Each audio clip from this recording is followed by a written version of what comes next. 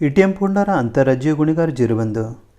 पिंपळगाव बसवंत येथे 26 ऑगस्टच्या मध्यरात्री चिंचखेड चौफुलीवर HDFCचे एटीएम फोडून 28,35,400 रुपयांची रोकड चोरून नेणाऱ्या आंतरराज्यीय गुन्हेगार इर्शाद खान आस मोहम्मद खान वयवर्ष 38 राहणार हातीन जिल्हा पलवल हरियाणा या स्थानिक गुन्हे शाखेच्या पथकाने नाशिक व अहमदनगरच्या मध्यवर्ती भागात सापळा रचून जेरबंद केले.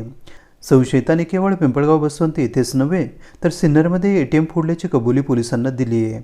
पिंपळगाव पोलिसात त्याच्याविरुद्ध घरफोडीचा गुन्हा दाखल करण्यात आला होता. त्याला 7 दिवसांची पोलीस कोठडी देण्यात आली आहे. लाखोंची रक्कम लांबवल्यानंतर संशयिताच्या शोधार्थ पोलिसांनी सीमावर्ती भागात पोलीस पथके रवाना केली होती. पथकाने संशयित इर्शाद खान आस मोहम्मद खान यास ताब्यात घेऊन त्याला पोलिसी खाक्या दाखवला असता त्याने पिंपळगावी गॅस कटरच्या साहाय्याने HDFC बँकेचे एटीएम फोडून चोरी केल्याची कबुली दिली आहे.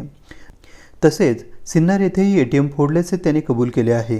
पिंपळगाव पोलिसात गुन्हा दाखल असून त्यास 7 दिवसांची पोलीस कोठडी देण्यात आली आहे. जिल्हा पोलीस अधीक्षक शहाजी उमाप आणि अप्पर पोलीस अधीक्षक माधुरी केदार कांगणे यांच्या मार्गदर्शनाखाली स्थानिक गुन्हे शाखेचे पोलीस निरीक्षक हेमंत पाटील व निरीक्षक सुनील पाटील यांनी ही कामगिरी केली. AB न्यूजसाठी प्रमोद रहाणे, नाशिक.